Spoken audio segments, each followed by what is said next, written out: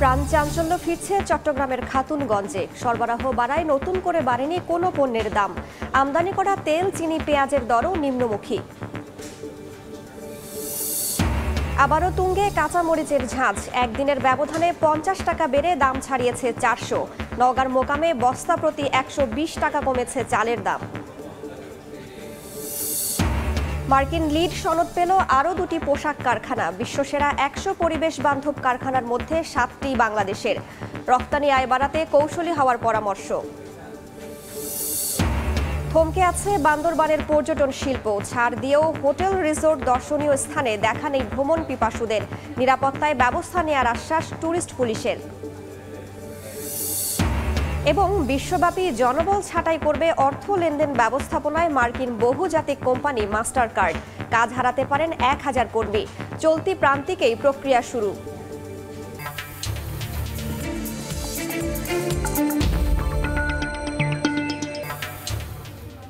দেখছিলেন শিরোনাম। আমন্ত্রণ জানাচ্ছি দেশ ও দেশের বাইরের অর্থ বাণিজ্যের নানা খবর নিয়ে আমাদের নিয়মিত আয়োজন এ সময়ের বাণিজ্যে।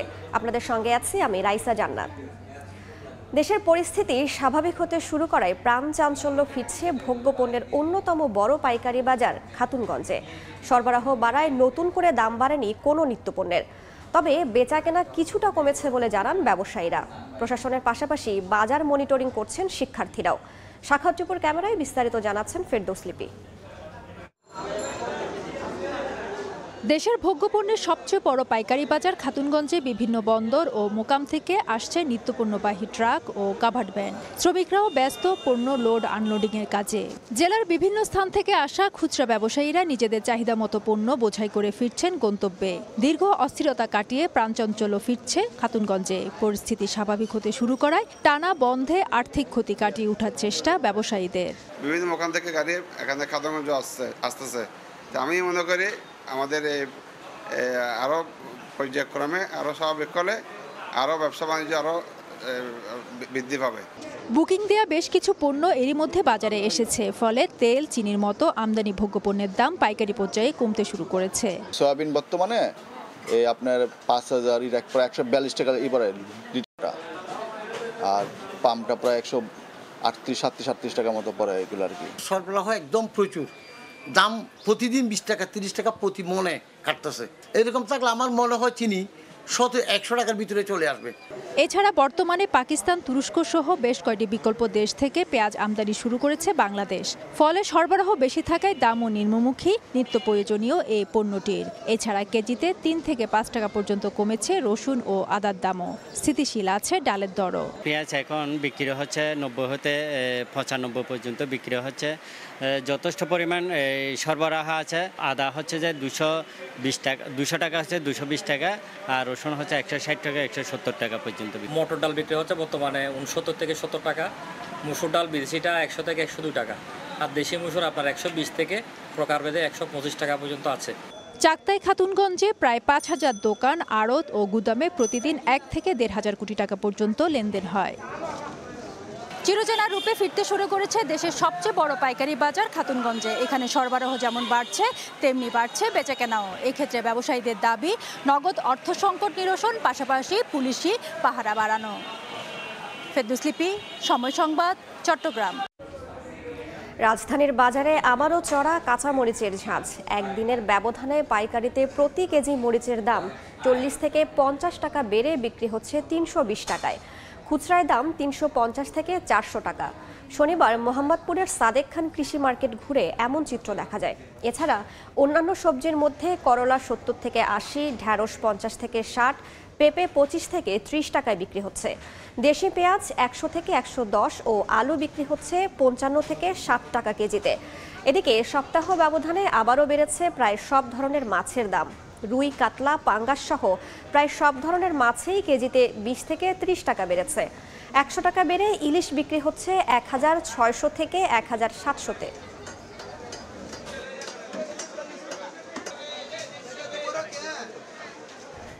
বাজার পরিস্থিতির আরও খবর জানাতে রাজধানীর মোহাম্মদপুরের সাদেক খান কৃষি মার্কেটে আছেন সহকর্মী ফরহাদুর রহমান। সরাসরি যাচ্ছি তার কাছে। আমরা এই মুহূর্তে আছি মোহাম্মদপুরের সাদেক খান কৃষি মার্কেটে। এই বাজারটি মূলত পাইকারি এবং খুচরা উভয় বাজারের জন্য প্রসিদ্ধ। এই বাজারে এসে আমরা যেটি প্রথমেই দেখতে পাচ্ছি যে কাঁচা মরিচের বাজার আবার কিন্তু তুঙ্গে। গতকালকে যে কাঁচা মরিচ পাইকারিতে 260 টাকা থাকায় বিক্রি হয়েছে, সেটি কিন্তু আজকে 280 থেকে 320 টাকা পর্যন্ত বিক্রি হচ্ছে। অর্থাৎ ইন্ডিয়ান এলসি যে মরিচগুলো আছে সেটি বিক্রি হচ্ছে 320 টাকা, 5 কেজি 1600 টাকা। এবং গত একদিনের ব্যবধানেই এই মরিচের পার্থক্যটা কিন্তু দেখা যাচ্ছে। এছাড়া আমরা যদি অন্যান্য সবজির কথা বলি, সবগুলো সবজি এখানে যথেষ্ট পরিমাণ সরবরাহ আছে, এখানকার ক্রেতা এবং বিক্রেতারা বলছেন। তবে সেই জায়গায় বিভিন্ন দামের পার্থক্য দেখতে পাচ্ছি আমরা। যেমন আমরা যদি বেশ কিছু সবজির কথা বলি, চিচিঙ্গার কথা যদি বলি, 40 থেকে 50 টাকা কেজিতে বিক্রি হচ্ছে। ঢেঁড়সও একই দামে 40 থেকে 50 টাকা কেজি বিক্রি হচ্ছে। এছাড়া করলার দাম কিন্তু ছোট এবং বড় সাইজ ভেদে 50 থেকে 60 টাকা কিংবা 70 টাকা কেজিতেও এই করলাগুলো বিক্রি হচ্ছে। এছাড়া অন্যান্য সবজির দাম বেশ চড়া। আমরা যেটি দেখতে পাচ্ছি, দাম কমার যে একটি পরিস্থিতি তৈরি হয়েছিল, যেখানে আমরা সারা দেশে সাধারণ শিক্ষার্থীদের মনিটরিং এবং ভোক্তা অধিকার সংরক্ষণ অধিদপ্তরের মনিটরিং এর কারণে কিছুটা দাম কমতির আলোচনা করলেও সেটি কিন্তু এখন বাজারে আবারও বাড়তির দিকে আমরা দেখতে পাচ্ছি। কিছুক্ষণ আগে আমরা মাছ বাজারে ছিলাম, মাছ বাজারেও চিত্র অনেকটা একই রকম। সেখানে প্রায় প্রতিটি মাছে কিন্তু কয়েকদিনের ব্যবধানে 20 থেকে 30 টাকা কেজিতে বেড়েছে। এবং একই সাথে বেড়েছে এখানে ইলিশ মাছের দাম, যেটি কিন্তু বড় আকারের ইলিশ যেটি বিক্রি হচ্ছিল 1500 টাকা কিংবা 1400 টাকা পর্যন্ত নেমে গিয়েছিল, সেটি আজকে 17 থেকে 1800, কিছু ক্ষেত্রে 1900 টাকা কেজিতেও বিক্রি হচ্ছে। সবজি মাছ বাজারের পাশাপাশি আলু এবং পেঁয়াজের দাম যদি বলি, পেঁয়াজের কেজিও আমরা কিন্তু দেখতে পাচ্ছি 100 থেকে 110 টাকার কমে কোনো ধরনের পেঁয়াজ, অর্থাৎ ইন্ডিয়ান পেঁয়াজ কিংবা দেশি পেঁয়াজ, কোনো পেঁয়াজই কিন্তু পাওয়া যাচ্ছে না। এছাড়া সবজির বাজার তো চড়া, আমরা একটু আগেও বলছিলাম। পাশাপাশি মুরগির বাজারের কথাও যদি বলি, যে মুরগির বাজারে আজকে যে চিত্র আমরা দেখতে পাচ্ছি, যে ব্রয়লার মুরগি এই বাজারে 170 টাকা কেজিতে বিক্রি হচ্ছে। পাশাপাশি সোনালী মুরগি কেজিতে বিক্রি হচ্ছে 260 থেকে 270 টাকা। ভোক্তারা যেটি বলছেন, দাম কমের যে আভাস তারা পেয়েছিলেন, সেটি সবজির বাজার থেকে শুরু করে মাংসের বাজার, সেই আভাস কিন্তু এখন একেবারেই অনেকটা ধোঁয়াশার মতন পরিণত হয়েছে। কারণ সব কিছু পণ্যের দামই আগের মতন সেই চড়া দামি তারা কিনতে হচ্ছেন। বিক্রেতারা আমাদের বেশ কিছু কথা বলছিলেন যে সরবরাহ যেরকম আছে সেটি আগের মতো থাকলেও কিছু কিছু ক্ষেত্রে চাঁদাবাজির সংকট কিছুটা কমলেও সরবরাহের কথা আমরা যেটি বলছিলাম, তারা বলছেন সরবরাহ সঠিক থাকলেও দাম তাদের যারা পাইকারি আড়তে যে পরিমাণ বিক্রি হচ্ছে, সেই আড়তের মতন করেই তাদেরকে খুচরা বাজারে এসে এই পণ্যগুলো বেশি দামেই বিক্রি করতে বাধ্য হচ্ছেন তারা। তো রাজধানীর মোহাম্মদপুর সাদেক খান কৃষি মার্কেট থেকে এই ছিল বাজারের সবশেষ পরিস্থিতি। নওগাঁর মোকামে বস্তা প্রতি 120 টাকা কমেছে চালের দাম। এর প্রভাব পড়েছে খুচরা বাজারে। ট্রাকে চাঁদাবাজি বন্ধ ও নগদ টাকার জন্য মজুত করা চাল বাজারে ছাড়ছেন মিলাররা। বিস্তারিত জানাতে নওগাঁর পৌর চাল বাজারে আছেন রিপোর্টার ইমান রকি। সরাসরি চলে যাচ্ছি তার কাছে। নিত্যপণ্যের বাড়তি দরের উত্তাপের মাঝে চালের বাজারে কিছুটা স্বস্তির খবর মিলেছে। বিশেষ করে চলতি সপ্তাহে চালের প্রতি বস্তায় আমরা দেখছিলাম 120 থেকে প্রকারভেদে 140 টাকা পর্যন্ত দর কমানো হয়েছে। এবং এই চালের দর কমার পিছনে ব্যবসায়ীরা বেশ কিছু তারা কারণ তুলে ধরছেন। এর মধ্যে তারা বলছেন যে এই মুহূর্তে আসলে চালের যে পরিমাণ মজুদ রয়েছে, মজুদ চালগুলো মিল থেকে অধিক হারে বাজারে ছাড়া হচ্ছে। এবং ব্যাংকের কিছুটা টাকার কিছুটা জটিলতা রয়েছে, নগদ টাকা প্রাপ্তির ক্ষেত্রে। ব্যবসায়ীরা এই ক্ষেত্রে এই মিল থেকে অধিক হারে চাল ছাড়ার পিছনে তারা নগদ টাকার জন্য চালগুলো বাজারে ছাড়ছেন। এছাড়া কিন্তু পরিবহনে এক ধরনের যে বাড়তি খরচ যোগ হতো, এই যোগটি কিন্তু কমেছে। বিশেষ করে নওগাঁ থেকে রাজধানী সহ দেশের বিভিন্ন প্রান্তে যে চাল সরবরাহ করা হতো, বিগত 2 সপ্তাহ আগে এর ভাড়া ছিল প্রায় 18-20 হাজার টাকা। সেই ভাড়ার কিছুটা খরচ কমে এসেছে। ব্যবসায়ীরা বলছেন যে এখন সেটা কিন্তু 12 থেকে 14 হাজার টাকায় এই চালগুলো রাজধানীর সহ বিভিন্ন জায়গায় তারা সরবরাহ করতে পারছে। পথে পথে চাঁদাবাজির কথা বলছিলেন যে এই জায়গাটা অনেকটা নিরোধ হয়েছে। ফলে বাজারে কিন্তু সার্বিক একটা প্রভাব পড়েছে চালের এই বাজারগুলোতে। আমরা দেখছিলাম এখানে বিশেষ করে সরু যে চালগুলো রয়েছে, এই চালের দরটাই বিশেষ করে নাজির শাল, কাটারি, জিরা, এই চালগুলো প্রকারভেদে বিক্রি হচ্ছে 68 থেকে 70 টাকা, যেটা 2 থেকে 3 টাকা পর্যন্ত এই মুহূর্তে বাজারে কিছুটা কম। এবং এই কমের কারণে আসলে আমরা লক্ষ্য করছিলাম সাধারণত যারা ক্রেতা তারা বলছেন যে লাফিয়ে চালের দর বাড়ানো হয়। এই বাজার ব্যবস্থাপনা একটা শক্ত নজরদারি তারা আশা করছেন। এবং বাজারে এই যে দাম বৃদ্ধির ব্যবসায়ীরা বিভিন্ন কারণ কিন্তু তুলে ধরেই লাফিয়ে বস্তা প্রতি 100-150 টাকা, প্রকারভেদে 200 টাকা পর্যন্ত দর তারা বাড়িয়ে থাকেন। এই বাড়তি দরে মুনাফাটা কিন্তু পুরোপুরি ব্যবসায়ীর পকেটে যায়। সেক্ষেত্রে ভোক্তারা অনেকটাই অসহায় তারা প্রকাশ করেন। করেন এবং বাজারে এরকম একটি নজরদারি আশা করছেন। বিশেষ করে এই মুহূর্তে আরেকটি বিষয় আমরা লক্ষ্য করলাম, বাজারে কিন্তু যারা এই মনিটরিং করছেন ভোক্তা সংরক্ষণ অধিদপ্তরের সঙ্গে বৈষম্য বিরোধী ছাত্র আন্দোলনের যারা জড়িত ছিলেন তারা বাজার তদারকি নামার কারণে কিছুটা বাজারে এক ধরনের স্থিতিশীল অবস্থার মাঝে কিন্তু নিচের দিকেই আমরা চালের বাজারটা দেখছিলাম। তবে হাটে কিন্তু ধানের দরের জায়গাটাও বলছেন ব্যবসায়ীরা কিছুটা প্রকারভেদে কমেছে। সার্বিক চিত্র হলো বাজারে এরকম একটি দর নিচে নেমে যাওয়ার কারণে চালের যে বাড়তি দরের উত্তাপ তা কিন্তু এই মুহূর্তে কিছুটা ক্রেতাদের দিক থেকে স্বস্তি প্রকাশ করা হচ্ছে এবং দরের জায়গাটা আসলে কেন বাড়ানো হয় এবং আবার নিচে নেমে যায় এই বিষয়গুলো কিন্তু পরোক্ষভাবে যারা ভোক্তা তারা কিন্তু সবসময় দাবি করছেন একটা নজরদারি, নিয়মিত টেকসই একটা নজরদারির মাধ্যমে প্রকৃত বাজারে যেন তারা মুনাফাটা ব্যবসায়ীর পকেটে না গিয়ে ভোক্তা এর সুফলটা পায়, এই বিষয়গুলো কিন্তু জোর দিচ্ছেন এখানকার যারা ভোক্তা বা ক্রেতা তাদের দিক থেকে। এই ছিল নওগাঁর সার্বিক চাল বেচা কেনার খবর, চালের দরদামের খবর আমার কাছে। নতুন করে আরও 2টি তৈরি পোশাক কারখানা পেয়েছে যুক্তরাষ্ট্রের লিড সনদ। এ নিয়ে বিশ্বসেরা 100টি পরিবেশ বান্ধব কারখানার মধ্যে বাংলাদেশের দখলে এলো 7টি। মাত্র 9টি কারখানা নিয়ে বাংলাদেশের পরেই আছে পাকিস্তান। এমন অর্জন বাজার প্রতিযোগিতায় দেশকে এগিয়ে রাখবে বলে আশাবাদী উদ্যোক্তারা। মেড ইন বাংলাদেশের ব্র্যান্ডিংয়ে তারা চান অন্তর্বর্তীকালীন সরকারের প্রধান উপদেষ্টার দূরদর্শী উদ্যোগ। এক দশকের বেশি সময় আগে পথ চলা শুরু হয়েছিল তৈরি পোশাক শিল্পে কারখানার কর্মপরিবেশ নিরাপদ করার তাগিদে। সেই যাত্রায় পরিবেশ বান্ধব কারখানা গড়ে তোলার ক্ষেত্রে বর্তমানে বিশ্বের role model Bangladesh. US green building কাউন্সিলের সবশেষ তথ্য বলছে চলতি মাসে বাংলাদেশের আরও 2টি পোশাক কারখানা পেয়েছে লিড সনদ। আর এতেই বিশ্বসেরা 24টির মধ্যে 22টি সহ 100টি সবুজ কারখানার 7টিই থাকলো বাংলাদেশে। পরের অবস্থানে থাকা পাকিস্তানের রয়েছে মাত্র 9টি, ভারতের 8টি আর শ্রীলঙ্কার রয়েছে 6টি কারখানা। বিশ্বব্যাপী এমন স্বীকৃতি আগামীর বাজার দখলে এগিয়ে রাখবে বলে আশাবাদী উদ্যোক্তারা। যতটা বেশি আমরা এখন থেকে প্রস্তুত থাকবো কার্বন এমিশনের ক্ষেত্রে, এই জায়গাগুলোতে কাজ করতে পারবো, ততটা আমরা সামনে প্রতিযোগিতায় কিন্তু আমরা এগিয়ে থাকবো। কার্বন মুক্ত বিশ্ব গড়ার প্রত্যয়ে বিনিয়োগে এগিয়ে থাকার পরও যেন দ্বিপাক্ষিক বাণিজ্যে পিছিয়ে পড়তে না হয়, এজন্য মেড ইন বাংলাদেশের ব্র্যান্ডিংয়ে প্রধান উপদেষ্টা ডক্টর মোহাম্মদ ইউনূসের সর্বোচ্চ সহযোগিতা চান তারা। ওনার তো আসলে বিশ্বব্যাপী একটা পরিচিতি, ব্যাপক পরিচিতি আছে এবং অ্যাকসেপ্টেন্স লেভেলটা অনেক বেশি। যে দেশগুলো আমাদের থেকে মূলত সোর্সিং করে বা আপনি যদি টোটাল ব্র্যান্ড ইমেজের কথা বলেন, ওনার একটি সারা বা ওনার একটি ইশারা কিন্তু সাপোর্ট কিন্তু অনেক কিছু গুরুত্ব বহন করে বা করবে। রপ্তানি আয় বাড়াতে কৌশলী বাণিজ্যিক ও কূটনীতি নিয়ে সরকারকে কাজ করার পরামর্শ দিচ্ছেন অর্থনীতিবিদরা। এই মুহূর্তে বাংলাদেশে সারা পৃথিবীর সবচেয়ে বেশি সবুজ পরিবেশ বান্ধব কারখানা রয়েছে, কিন্তু তার কোনো কাঙ্ক্ষিত সুফল আমরা লাভ করতে পারছি না। আমরা আমাদের তৈরি পোশাকের দাম পাচ্ছি না, একই সঙ্গে তৈরি পোশাকের যে রপ্তানি আয় সেটিও বাড়াতে পারছি না। এই অবস্থায় মাননীয় প্রধান উপদেষ্টার যে আন্তর্জাতিক ভাবমূর্তি রয়েছে, বিশেষ করে তিনি যে নেট জিরো কার্বন ইমিশনের আন্দোলন শুরু করেছিলেন তা সারা পৃথিবীতে ছড়িয়ে গেছে, এটিকে কাজে লাগাতে হবে। এদিকে গেল 14 আগস্ট তৈরি পোশাক শিল্পের উদ্যোক্তাদের সঙ্গে বৈঠকে নিজের পরিচিতি আর আন্তর্জাতিক গণমাধ্যমকে কাজে লাগিয়ে বাংলাদেশের বাণিজ্যিক ব্র্যান্ডিংয়ে সব ধরনের পদক্ষেপ নেওয়ার আশ্বাসও দিয়েছেন অন্তর্বর্তী সরকারের প্রধান উপদেষ্টা ডক্টর মোহাম্মদ ইউনূস। কামরুল হাসান সবুজ, সময় সংবাদ, ঢাকা। ব্যবসায়ীদের শীর্ষ সংগঠন federation of Bangladesh chamber of commerce and industry FBCCI এ অনিয়মের অভিযোগ উঠেছে। কর্মকর্তা কর্মচারীদের একাংশের অভিযোগ 2020 সালে সংগঠনের 62 কর্মকর্তা কর্মচারীকে পদত্যাগে বাধ্য করা হয়। এর প্রতিবাদে মতিঝিলে FBCCIর কার্যালয়ের সামনে মানববন্ধন করছেন অভিযোগকারীরা। সেখানে আছেন সহকর্মী সাইফুল ইসলাম, সরাসরি যাচ্ছি তার কাছে।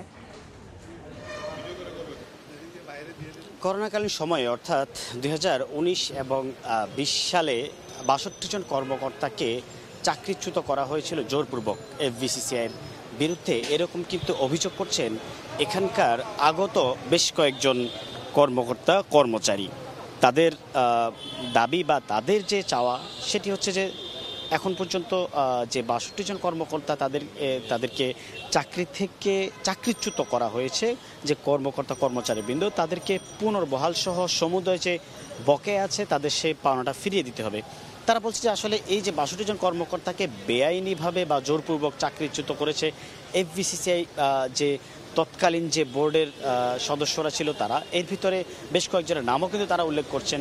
এবং সব শেষে যে বড় বিষয়টি দাঁড়ায় যে এত বছর পরে তাদের যে পাওনা ছিল, যে পাওনার মধ্যে শুধুমাত্র 25% টাকা, অর্থাৎ বলা যায় তাদের যে চাওয়া এখন 5 কোটি টাকা, 5,62 জন কর্মকর্তার 5 কোটি টাকা, তার ভিতরে শুধুমাত্র তারা 25% টাকা তাদেরকে দিয়ে হচ্ছে বিদায় করা হয়েছে জোরপূর্বকভাবে, এরকম কিন্তু অভিযোগ আমরা শুনতে পাচ্ছি। এখন তাদের যে পুরোপুরি চাওয়াটি, এই চাওয়ার মধ্যে তাদের যেন চাকরিটা আবার পুনর্বহাল করা হয়, পুনরায় চাকরি ফেরত দেওয়া হয়। এর পাশাপাশি হচ্ছে যে তাদের যে 62 জন কর্মকর্তাকে এখান থেকে চাকরিচ্যুত করা, তার ভিতরে 3 জন কর্মকর্তা কিন্তু ইতিমধ্যে মৃত্যুবরণ করেছেন, এরকম কথা শোনা যাচ্ছে। তবে বলা যাচ্ছে যে শুধুমাত্র যে অফিসিয়াল কর্মকর্তা তা না, তাদের সাথে কিন্তু সিকিউরিটি গার্ড থেকে শুরু করে ড্রাইভার এবং মসজিদের ইমাম পর্যন্ত আছে, আমরা একটু আগে সেটি দেখতে পাচ্ছি।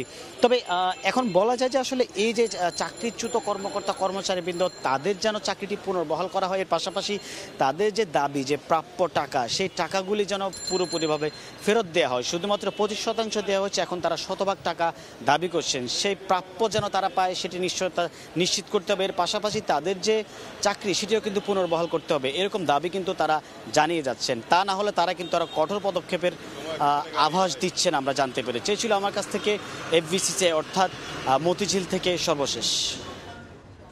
সরাসরি যুক্ত ছিলাম মতিঝিলে। রেলপথে এখনও বন্ধ আছে ভারতে পণ্য পরিবহন ও যাত্রীর যাতায়াত, তবে স্বাভাবিক অবস্থায় ফিরেছে বেনাপোল স্থলবন্দর দিয়ে আমদানি বাণিজ্য। এ বিষয়ে বিস্তারিত জানাতে বেনাপোল বন্দর এলাকায় আছেন রিপোর্টার আজিজুল হক, সরাসরি যাচ্ছি তার কাছে।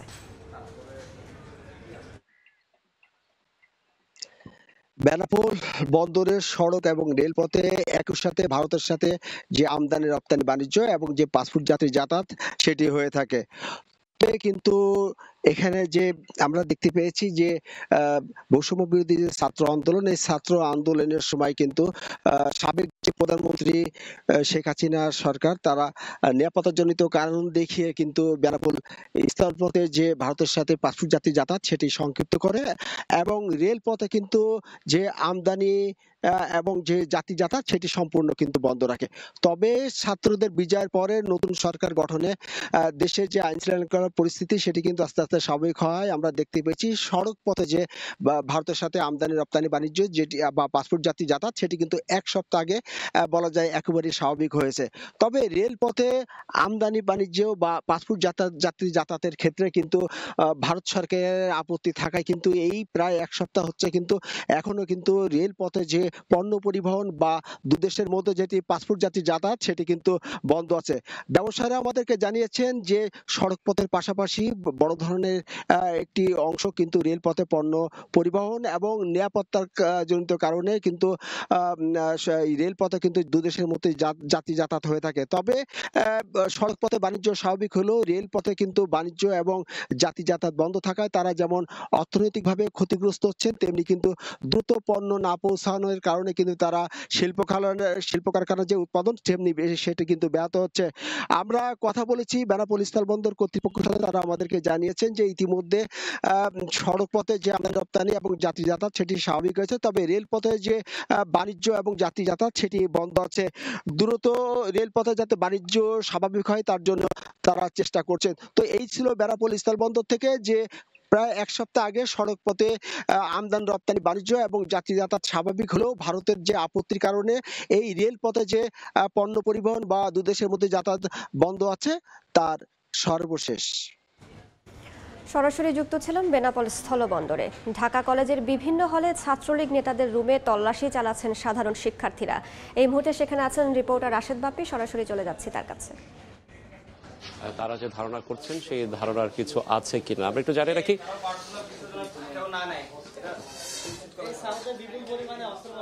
আরেকটি বিষয় বলে রাখি যে এখানে শিক্ষার্থীরা আরেকটি বিষয় কিন্তু ঘোষণা দিয়েছেন, সেটি হচ্ছে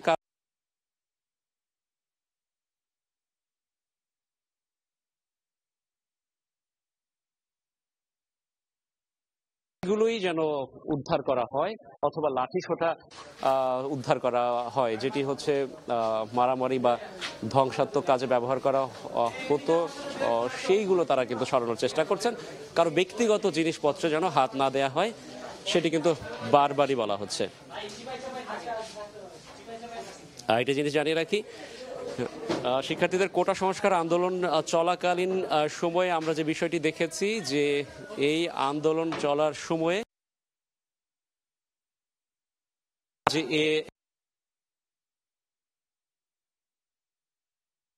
পরিণত হয় সাধারণ শিক্ষার্থীরা যখন উপরে নানাভাবে কিন্তু তাদেরকে ক্ষেত্রে অভিযোগ আছে ঢাকা কলেজের যারা ছাত্রলীগের নেতাকর্মী আছেন ছাত্রলীগের নেতাকর্মীরা পুলিশের সহায়তায় সেই সময়টাতে শিক্ষার্থীদের উপর বা সাধারণ জনতার উপরে ছাত্র জনতার উপরে হামলা চালিয়েছেন এবং সেই যেহেতু তাদের অভিযোগ রয়েছে সুতরাং তারা চেষ্টা করছেন পুরোটাই খুঁজে দেখার জন্য কোথাও কোনো সেই আগ্নেয়াস্ত্র অথবা দেশীয় অস্ত্রের উপস্থিতি রয়েছে কিনা। এরই মধ্যে আমাদের কাছে একটি তথ্য এসেছে যেটি হচ্ছে সাউথ হল, সেই হলে কিছু অস্ত্র পাওয়া গিয়েছে সেটি তারা আমাদেরকে জানিয়েছেন। আর ঠিক এই মুহূর্তে আবারও জানিয়ে রাখি এই মুহূর্তে যে অভিযানটি চলছে সেটি হচ্ছে নর্থ হলে।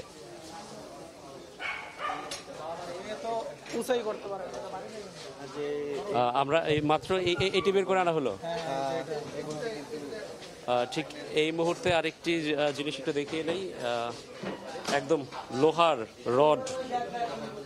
লোহার রড মূলত বের করে নিয়ে যাওয়া হচ্ছে এবং সাধারণ শিক্ষার্থীরা বলছেন যে এই যে লোহার রড অথবা লাঠিসোঁটা এগুলোও কিন্তু ব্যবহার করা হতো যে কোনো আন্দোলন বা সাধারণ শিক্ষার্থীদের দমনের উদ্দেশ্যে এবং সেগুলো কিন্তু তারা বাইরে বের করে নিয়ে যাচ্ছেন এবং যারা এই আন্দোলন চালাচ্ছেন তারা বলছেন তারা সাধারণ শিক্ষার্থী, দিনের পর দিন তারা নানাভাবে নিপীড়িত হয়েছেন, তারা নিপীড়নের শিকার হয়েছেন, নির্যাতনের শিকার হয়েছেন। শুধু দেখছেন এ সময়ের বাণিজ্য। দীর্ঘদিন ভ্রমণ পিপাসুরা না আসায় থমকে গেছে পাহাড়ের পর্যটন শিল্প। বিভিন্ন ছাড় দিয়েও বান্দরবানে পর্যটকের দেখা মিলছে না। পাহাড়ের সন্ত্রাসী কর্মকাণ্ড ও দেশের চলমান পরিস্থিতি পুরোপুরি স্বাভাবিক হওয়ায় আশায় ব্যবসায়ীরা। সোহেল কান্তি নাথের ক্যামেরায় বিস্তারিত জানাচ্ছেন এনে জাকি। প্রকৃতির অপার সৌন্দর্যের লীলাভূমি পাহাড়কন্যা বান্দরবান। কোলাহল মুক্ত পরিবেশে পাহাড়ের সৌন্দর্য দেখতে দেশের বিভিন্ন প্রান্ত থেকে প্রতিদিনই ছুটে আসেন শত শত পর্যটক। পরিবার পরিজন বন্ধু বান্ধবদের নিয়ে পর্যটকরা চাঁদের গাড়িতে করে ঘুরে বেড়ান এক পাহাড় থেকে আরেক পাহাড়ে। মেঘলা, নীলাচল, প্রান্তিক লেক, শৈলপ্রপাত, চিম্বুক, নীলগিরি, নীলদিগন্ত, তমাতুঙ্গি সহ সবগুলো দর্শনীয় স্থান ভ্রমণ পিপাসুদের পদচারণায় থাকে মুখর। কিন্তু দীর্ঘদিন পাহাড়ের সন্ত্রাসী কর্মকাণ্ড ও চলমান দেশের পরিস্থিতির কারণে পর্যটক শূন্য হয়ে পড়ে পর্যটন সমৃদ্ধ জনপদটি। বিভিন্ন ছাড়েও দেখা মিলছে না পর্যটকের। হোটেল, মোটেল, রিসোর্ট, পরিবহন, রেস্টুরেন্ট সহ বিভিন্ন খাতে খা নীরবতা। কর্মহীন হয়ে পড়েছেন অনেকে। বান্দরবান জেলা তো হচ্ছে আমরা বেশিরভাগ নির্ভর করি হচ্ছে পর্যটকদের উপর। আর আমাদের বলার কোনো ভাষা নেই, আমরা একেবারে ধ্বংসের দ্বার প্রান্তে চলে আসছি। বন্ধ হয়ে গেলে আমাদের এখানে যারা আমরা গরিব কর্মচারী আছি আমাদের তো সংসার বন্ধ হয়ে যাবে। এদিকে পর্যটকদের ভ্রমণ নিরাপদ ও আনন্দদায়ক করতে সব ধরনের নিরাপত্তা নেওয়া হয়েছে বলে জানায় ট্যুরিস্ট পুলিশ। পর্যটকদের আমরা পাশে আছি, আমাদের জেলা পুলিশও কাজ করতেছে, অন্যান্য বাহিনীও সেখানে কাজ করতেছে। আমি মনে করি বান্দরবান এলাকায় যেসব নির্ধারিত যে টুরিস্ট স্পটগুলি আছে সেসব টুরিস্ট স্পটগুলি অবশ্যই আমরা নিরাপত্তার চাদরে ঢেকে রেখেছি। জেলায় প্রত্যক্ষ ও পরোক্ষভাবে 20,000-এর বেশি মানুষ পর্যটন ব্যবসার সঙ্গে জড়িত। এনএ জাকির, সময় সংবাদ, বান্দরবান। দেখছেন এ সময়ের বাণিজ্য। বিশ্বব্যাপী নিজেদের জনবলের 3% ছাঁটাইয়ের সিদ্ধান্ত নিয়েছে মার্কিন অর্থ লেনদেন ব্যবস্থাপনা কোম্পানি মাস্টারকার্ড। বার্তা সংস্থা রয়টার্স জানিয়েছে নিজেদের মূল ব্যবসায় মনোযোগ বাড়াতে বছরের শুরুর দিক থেকেই কোম্পানি পুনর্গঠন করছে এই পেমেন্ট জায়ান্ট। এর অংশ হিসেবে প্রায় 1000 কর্মী ছাঁটাই করা হবে বলে জানিয়েছেন কোম্পানিটির এক মুখপাত্র। মাস্টারকার্ডের বার্ষিক প্রতিবেদন অনুযায়ী গত বছরের শেষ নাগাদ মাস্টারকার্ডের কর্মরত কর্মীর সংখ্যা ছিল 33,400 জন। এর আগের কর্মী ছাঁটাইয়ের বিষয়ে সংবাদ মাধ্যম ব্লুমবার্গ জানায় চলতি বছরের তৃতীয় প্রান্তিকে কর্মীদের চাকরিচ্যুত করার প্রক্রিয়া শুরু হবে। আর গত মাসে মাস্টারকার্ডের সিএফও সচিন মেহরা জানিয়েছিলেন বছরের তৃতীয় প্রান্তিক শেষে কোম্পানির এককালীন পুনর্গঠনের অংশ হিসেবে খরচ হবে $190 মিলিয়ন।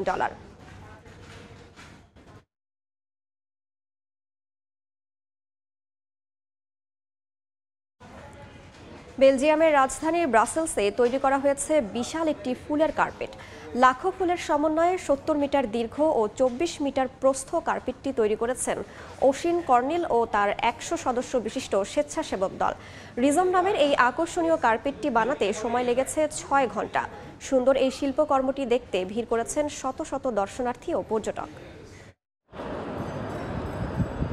কারো হাতে সাদা ফুল, কারো হাতে আবার খয়েরি ফুল, বাক্সেও রাখা আছে শত শত ফুল। সকলে ব্যস্ত অনন্য এক সতেজ ফুলের গালিচা তৈরিতে। ফুলগুলোকে সতেজ রাখতে একটু পরপর ছেটানো হচ্ছে পানি। চমৎকার রঙিন এই ফুলের গালিচার মাধ্যমে ফুটিয়ে তোলা হয় বেলজিয়ামের রাজধানী ব্রাসেলস শহরের ঐতিহ্য।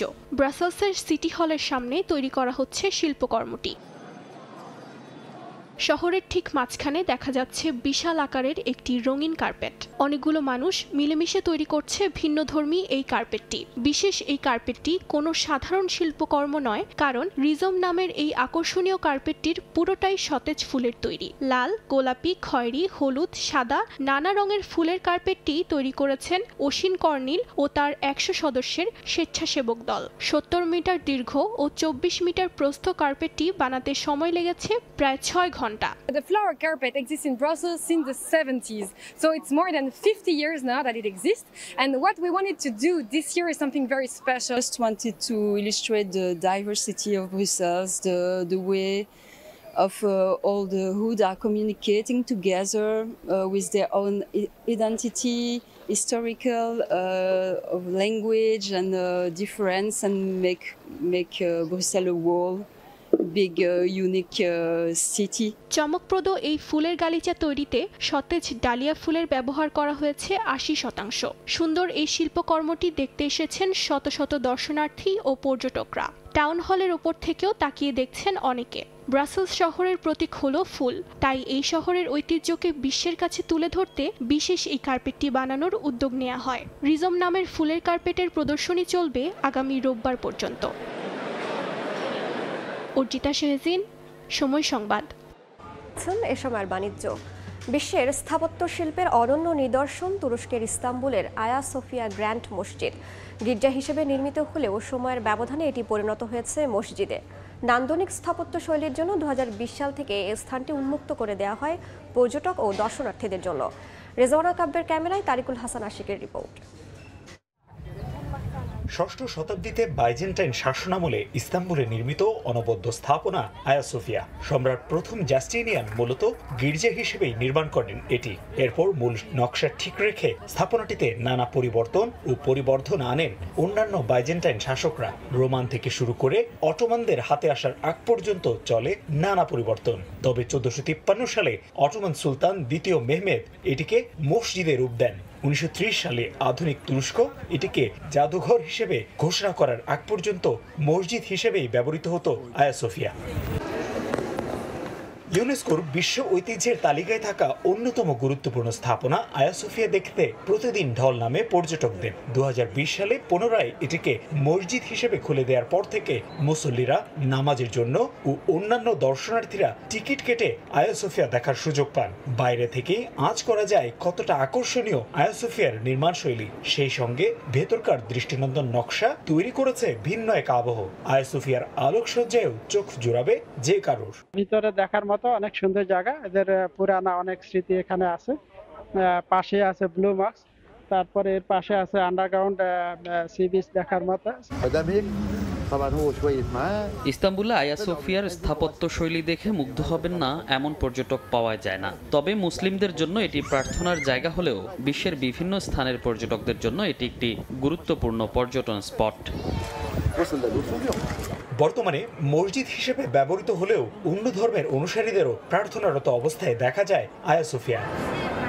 ইস্তাম্বুল আসলেই পর্যটকরা সবার আগে যে স্থাপনাটিতে ঘুরতে আসেন সেটি আয়া সোফিয়া। মসজিদ কিংবা গির্জা এই বিতর্ক বাদ দিলে স্থাপত্য শিল্পে বিশ্বের পর্যটকদের কাছে এক বিস্ময়ের নাম আয়া সোফিয়া। সময়ের ব্যবধানে এর মালিকানা বা হাত বদল হলেও এখনো কমেনি এর জৌলুস। আয়া সোফিয়ার সামনে থেকে তারিকুল হাসান আশিক, সময় সংবাদ, ইস্তাম্বুল, তুরস্ক। এ পর্যায়ে শীর্ষ সংবাদগুলো জানিয়ে দিচ্ছি আরও একবার। প্রাণ চাঞ্চল্য ফিরছে চট্টগ্রামের খাতুনগঞ্জে। সরবরাহ বাড়ায় নতুন করে বাড়েনি কোনো পণ্যের দাম। আমদানি করা তেল, চিনি, পেঁয়াজের দরও নিম্নমুখী। আবারও তুঙ্গে কাঁচামরিচের ঝাঁজ। একদিনের ব্যবধানে কেজিতে 50 টাকা বেড়ে খুচরায় দাম ছুঁয়েছে 400। নওগাঁর মোকামে বস্তা প্রতি 120 টাকা কমেছে চালের দাম। এবং থমকে আছে বান্দরবানের পর্যটন শিল্প। ছাড় দিয়েও হোটেল, রিসোর্ট, দর্শনীয় স্থানে দেখা নেই ভ্রমণ পিপাসুদের। নিরাপত্তায় ব্যবস্থা নেওয়ার আশ্বাস টুরিস্ট পুলিশের।